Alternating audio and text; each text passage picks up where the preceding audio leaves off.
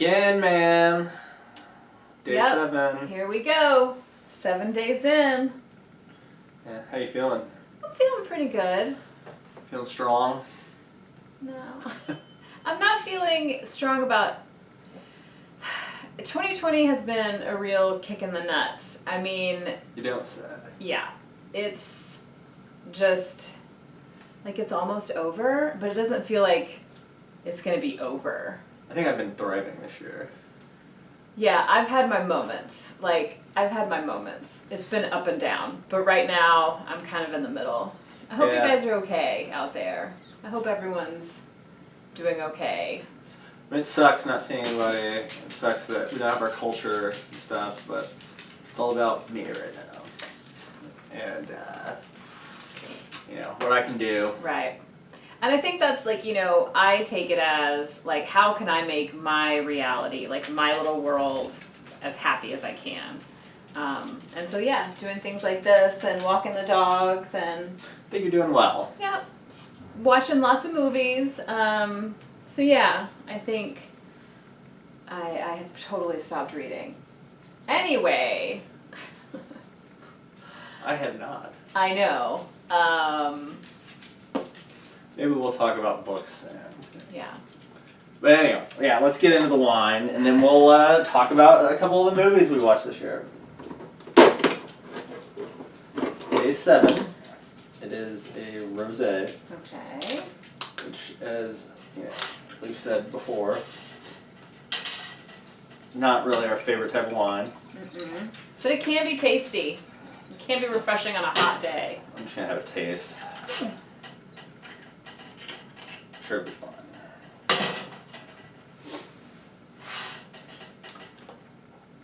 We had a Chambourcin rosé from Oliver. Yes, that was so good. And it's not very... I mean, it's a borderline red wine. Yeah, they said rosé, and then they brought it out, and it was like dark red. It wasn't, pink like this. That's okay. Yeah. Okay. So, 2 of our top 10 for the year. Yeah. So the last movie we saw at the drive-in before the season was over was Freaky, which is the newish Vince Vaughn movie. And I used to be a Vince Vaughn fan, and then I don't know, just like everyone else, I wasn't anymore. Like he just, he was old news, right? What's that? Belgian beer, Saint Helena lager. So, about a week later, this movie was out on Netflix, I think, or Hulu, or I think you rent it. Yeah, okay, so it was on Amazon Prime or somewhere on the interwebs. But seeing it on a big screen, Vince Vaughn was perfect. Oh, he was hilarious. He was so funny. Physical comedy, I guess is kind of, I've never seen him do physical comedy before. Yeah. Well, the shtick of the movie is it's a Freaky Friday kind of thing, but it's with a killer and a high school girl. So a lot of Vince Vaughn, what he ends up doing is doing a imagine Vince Vaughn physically playing a high school girl. A lot of stuff like that. A lot of dancing and I don't know. He's trying to cheerleading. He's trying to prove to her friends that he is her. Anyway, very violent and bloody and great kills, crazy intense kill scenes, but still fun, So one of the problems I had with the movie is they do this in so many movies, but this is a minor problem. But when they're the hot chick, or this girl, she's fucking ugly, she's fucking disgusting, she's gross, she's a fucking pariah, she's so gross, but she's really just she's a fucking Hollywood actress who looks great. Who then they put a new jacket on and her hair in a ponytail, and all of a sudden she's the shit. Yeah, this one was so subtle. Yeah. It was she just basically it was something different. She just wore something different or something. And everybody was ooh! Who's this lady? all the football guys got rapey with her and stuff. Yeah, and then she killed them all. So, you know, Yeah. that was fun. Yeah, he was like pretty stoked to kill them too. Like, Yeah. had a good line. But speaking of good lines, there's that. So the mean girl in the school. Yeah. Like the head mean girl, she gets murdered, and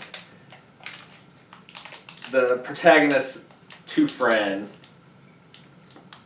One of them's like a gay guy, and then it's like this black chick, and the black chick's like tells the gay guy, so and so got murdered, and he's just like, and she's like, stop smiling, or why are you smiling? Which is something I say to you a lot. Because, like, if he's telling me about something that's totally fucked up, he sort of smiles, and I'm like, dude, what's going on with that? Like, stop smiling. Like, you look like a fucking weirdo. I blame it on, like, my years of newspaper reporting. Right. Where, you know, I would have to deal with such fucked up shit, but we would crack jokes a lot during this, and so I'd come home and be like, yeah, this murderer, check this out. We were looking at his Facebook page or whatever. Unsettling, to say the least. Yeah, not good, probably. Anyway, how's your beer? It's good. This tangy lemon Vista Bay is, I'm gonna say, not bad. Oh, finally. Yeah. I got this little sample cup so I could sip it and then give the rest to Sarah if it was good. So my movie tonight is a Borat subsequent Moviefilm, which was fucking genius. We saw that. Oh, we watched that at home. Yeah, it was a Prime movie. We watched it right before the election, and it was so he, if you haven't seen it, he has a daughter, and they come to America together, and he's trying to give her away to Mike Pence, and as like a gift from Kazakhstan. And he's trying to get her up to speed and takes her like a debutante ball. And it's a surprisingly touching movie. Like there's a scene at the debutante ball where one of my favorite scenes is he asks how much he could get for his daughter, and this guy says $500. And that guy's daughter at the debutante ball is like, that is fucking gross, Dad. It's pretty great. And that gave me some hope. Yeah. And then there was the woman too that like, the woman that the babysitter. Yeah. Yeah, there's a babysitter, and she's really sweet. And then this, like a Holocaust survivor. Oh my God. Yeah, it was like it just. Yeah. He comes in like the bag of money. He goes into a synagogue with like a bag of money and like a fake nose and shit, and it's fucking bad. But he goes in, and this Holocaust survivor just like treats him. I mean, she has like so much empathy for him. It's crazy. And then there are some surprising. I mean, the relationship between him and his daughter is really touching and grows over time. And then he meets these two guys in the streets that are Trump supporters. Yeah. And he's like, what's going on? And it's during the start of the coronavirus.